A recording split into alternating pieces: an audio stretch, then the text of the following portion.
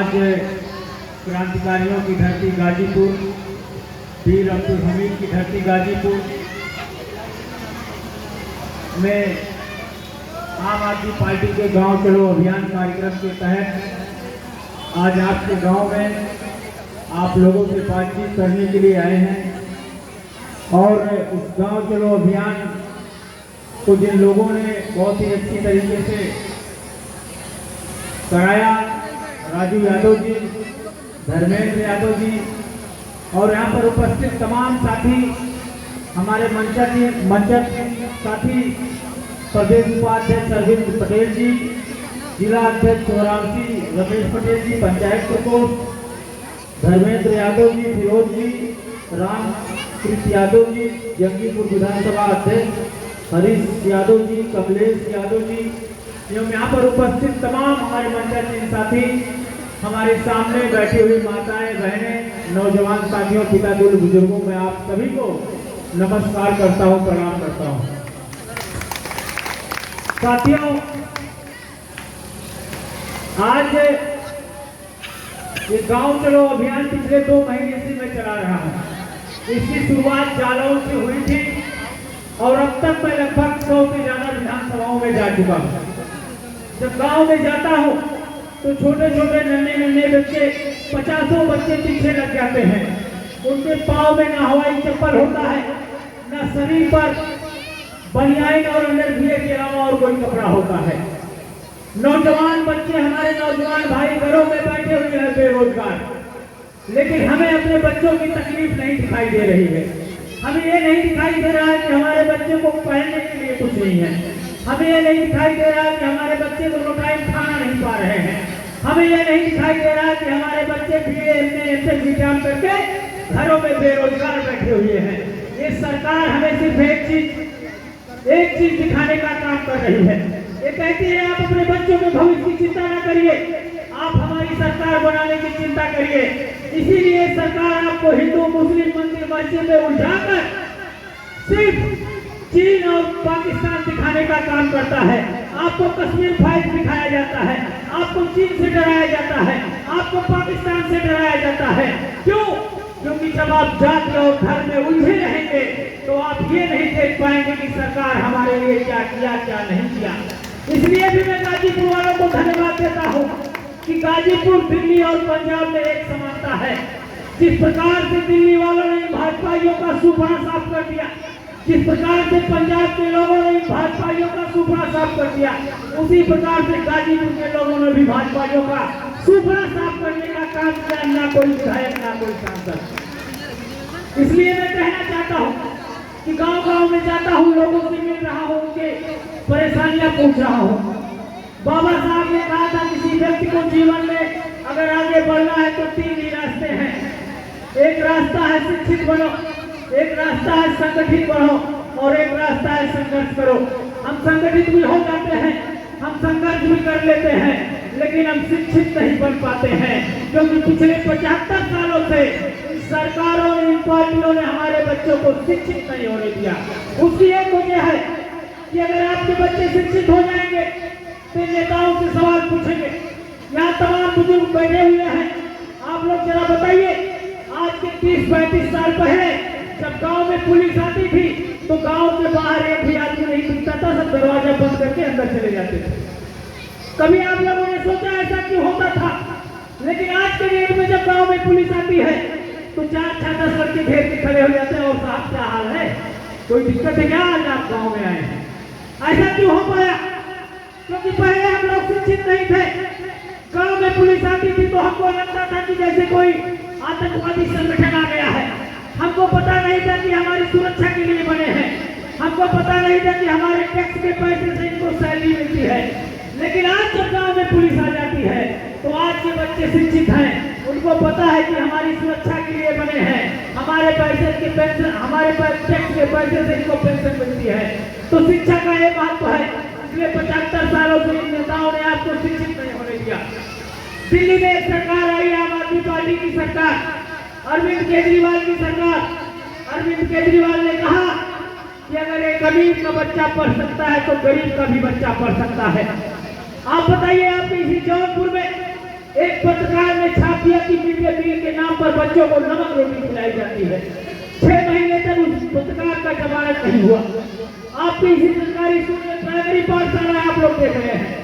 इस प्राइमरी पाठशाला में अगर पंखा है तो बेंच नहीं है, बेंच है तो डेस्क नहीं है, डेस्क है तो टॉयलेट नहीं है, टॉयलेट है तो टीचर ही नहीं है। और अगर आप प्राइवेट स्कूल में अपने बच्चे का नाम लिखाने जाएंगे तो 1000 रुपये 2000 रुपये पर महीने फीस है। आप बताइए कौन सा किसान आदमी, कौन सा मजदूर आदमी अपने बच्चों को प्राइवेट स्कूलों में पढ़ा पाए? कोई नहीं पढ़ा पाएगा। ऐसे में सरकार की जिम्मेदारी बनती है कि हमारे बच्चों को फ्री में शिक्षा दे। दिल्ली में सरकार बनी अरविंद केजरीवाल की, उन्होंने कहा अगर गरीब का बच्चा पढ़ेगा तो अमीर का भी बच्चा पढ़ेगा, अगर अमीर का बच्चा पढ़ेगा तो गरीब का बच्चा पढ़ेगा। आप जरा सोचिए अगर प्राइमरी पाठशाला आपका दिल्ली में होता, दिल्ली के प्राइमरी पाठशालों में स्विमिंग पूल बने हुए हैं, एयर कंडीशन कमरे बने हुए हैं, विश्व स्तरीय एथलीट के ग्राउंड बने हुए हैं। और जब अमेरिका के राष्ट्रपति की पत्नी आती है, नरेंद्र मोदी जी कहते हैं चलिए हम आपको गुजरात दिखाते हैं, वो कहती है नहीं साहब, हमने अमेरिका के पेपरों में पढ़ा है, दिल्ली में कोई अरविंद केजरीवाल है, आम आदमी पार्टी है, उसने बहुत शानदार स्कूल बनाया, मैं अरविंद केजरीवाल के सरकारी स्कूल देखने जाऊंगा।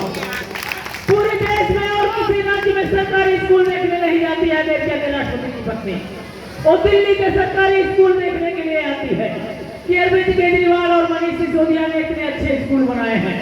और जिस मनीष सिसोदिया ने स्कूल बनाया, जिस मनीष सिसोदिया ने दिल्ली के बच्चों को पढ़ने का रास्ता दिखाया, इन पैमानों से रहा नहीं गया। इन पैमानों ने उस मनीष सिसोदिया को झूठा केस लगाकर जेल में भेजने का काम किया। यहाँ पर तमाम नौजवान साथी बैठे हुए हैं। अगर मैं आपसे पूछूंगा कि उत्तर प्रदेश का शिक्षा मंत्री कौन है तो शायद कोई नहीं बता पाएगा। अगर मैं पूछूंगा राजस्थान का शिक्षा मंत्री कौन है तो शायद कोई नहीं बता पाएगा। अगर मैं पूछूंगा उत्तराखंड का शिक्षा मंत्री कौन है तो शायद कोई नहीं बता पाएगा। अगर मैं पूछूंगा कि हिंदुस्तान का शिक्षा मंत्री कौन है तो शायद कोई नहीं बता पाएगा। लेकिन हिंदुस्तान ही नहीं, इस धरती के किसी कोने में आप चले जाइए और अगर आप पूछेंगे कि दिल्ली का शिक्षा मंत्री कौन है, हर व्यक्ति बताएगा मनीष सिसोदिया, मनीष सिसोदिया, मनीष सिसोदिया। हमारे बच्चों के भविष्य को खत्म करने का काम किया।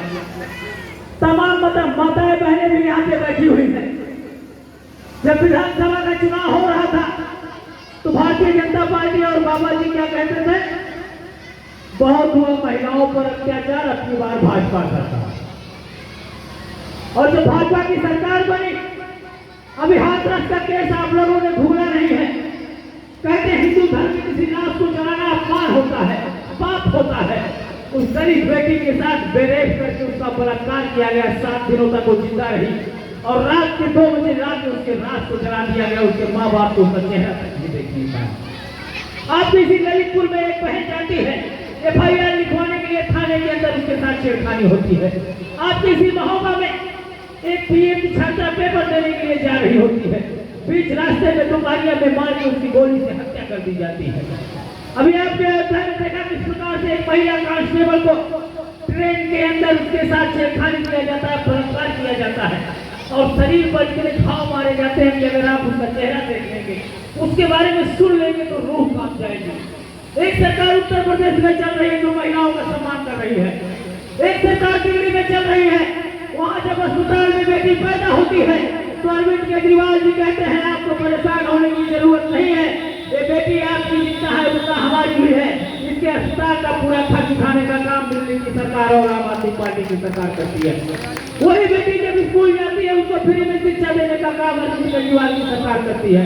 वही बेटी जब हायर एजुकेशन के लिए BTech, MTech, MBA और MSc करने के लिए जाती है, उसके बाप के पास पैसा नहीं होता। अरविंद केजरीवाल जी कहते हैं परेशान होने की जरूरत नहीं है, आपकी बेटी की पढ़ाई के लिए 10 लाख तक का बिना गारंटी के लोन अरविंद केजरीवाल की सरकार देगी और बेटी जब पढ़ लिख कर नौकरी पा जाएगी तब इसे भरने की जरूरत है, नहीं तो भरने की जरूरत नहीं है। वही बेटी जब गली मोहल्लों से निकलती है, कोई मंचरा उसके साथ छेड़खानी ना कर दे। दिल्ली के अंदर 3.5 लाख CCTV कैमरे लगवाने का काम दिल्ली की सरकार करती है। और वही बेटी जब पूरी होकर मां बनती है और वही बेटी जब बसों में यात्रा करने के लिए जाती है पूरे दिल्ली में महिलाओं के लिए बसों में फ्री यात्रा कराने का काम अरविंद केजरीवाल और आम आदमी पार्टी की सरकार करती है। अब आप लोग मुझे बताइए, एक सरकार गुजरात में चल रही है जो 100 करोड़ रुपए के वहां के मुख्यमंत्री ने अपने चलने के लिए हेलीकॉप्टर खरीदा। एक सरकार दिल्ली में चल रही है जो 90 करोड़ रुपए में पूरे दिल्ली के माताओं बहनों को फ्री में बस में यात्रा करा रही है। आप बताइए कौन सी सरकार आपको चाहिए, दिल्ली वाली सरकार चाहिए या गुजरात वाली सरकार चाहिए? लोकसभा चुनाव आ गया है, अब ये लोग आपको आएंगे, बहलाएंगे, बताएंगे मंदिर है, मस्जिद है, लेकिन आप तो गाजीपुर वाले लोग हैं, आप तो उनसे भी बड़े चालाक हैं। किस प्रकार से उनको प्राप्त करना है आप लोगों से कोई सीखे। क्या हुआ? 200 रुपए सिलेंडर के दाम घट गए। बहुत खुशी की बात है, अच्छी बात है। अच्छा, मोदी जी को आप लोग, मुझे लगता है अच्छे से आप लोग तो समझ गए, लेकिन और लोग नहीं समझ पा रहे हैं। इस देश को इस समय ऐसा व्यापारी चला रहा है, आप लोग सुनिएगा इस बात को। इस देश की सत्ता, इस देश के लोगों ने ऐसे तानाशाह व्यापारी के हाथ में दे दिया है। व्यापारी का क्या काम होता है? अपना सामान बेचना, किस तरीके से हमारा सामान ऐसे व्यापारी के हाथ में दे दिया जो गंजे को भी कंगे बेचना जानता है। जैसे मेरे पास बाल नहीं, लेकिन अगर मैं मोदी जी से मिलूंगा ना तो कहेंगे बहुत शानदार कंगा है, 10 रुपए का कंगा, इसमें आप ले लीजिए, 6 महीने बाद आपको बाल आ जाए। फिर पहले बड़े बड़े वादे तो कर देते हैं, आपको बड़े बड़े ख्वाब दिखा देते हैं और फिर 5 साल तक आपको लूटने का काम करते हैं। अब 200 रुपए का सिलेंडर के दाम घट गए हैं। आप मुझे बताइए, 4.5 साल तक लूटा और 6 महीने के लिए 200 रुपए सिलेंडर का दाम घटा दिया। इसलिए मैं आप लोगों से बताने आया हूँ कि चुनाव आ रहा है, इस पूरे देश को बेचने का सिर्फ पिछले 9 सालों से काम किया है। आप बताइए, गांव में अगर कोई नौजवान साथी या कोई लड़का या कोई इंसान एक हिस्सा जमीन बेच देता, कहते हैं बहुत ही नालायक लड़का है, बाप की जायदाद से उसको बेच रहा है। और इस आदमी ने पूरे देश को बेचने का काम किया है, LIC को बेचने का काम किया है, बिजली को बेचने का काम किया है, सीपोर्ट को बेचने का काम किया है, रेल को बेचने का काम किया है, रेलवे स्टेशन को बेचने का काम किया है, हवाई जहाज को बेचने का काम किया है, कोयला बेचने का काम किया है। यानी कि पूरे हिंदुस्तान में आकाश से लेकर पाताल तक सब कुछ बेचने का काम किया। और किसके हाथों में? अडानी के हाथों में, अपने मित्र अडानी के हाथों में। ये देश सिर्फ एक इंसान के लिए चल रहा है, अडानी के लिए। इसलिए अपनी बात, जब लोकसभा का चुनाव आएगा और भाजपाई आपके घर पे आएंगे तो आप उनसे बोलिएगा इस बार अडानी नहीं, इंडिया जीतेगा। कौन जीतेगा? इंडिया जीतेगा इस बार। इसलिए मैं आप लोगों से कहना चाहता हूँ कि आप अपने बच्चों के भविष्य के लिए, आप फ्री बिजली के लिए, आप फ्री पानी के लिए, आप महिलाओं की सुरक्षा के लिए, आप अच्छे इलाज के लिए इस बार जब भी वोट देने जाइएगा तो ये देख लीजिएगा कि कौन हमारे लिए कौन काम करता है और कौन सिर्फ अपने लिए काम करता है। इसलिए आप लोग वोट डाल आइएगा। बहुत बहुत धन्यवाद। आप लोग इतनी देर से, इतनी मोहब्बत से हम लोगों की बातों को सुना और समझा।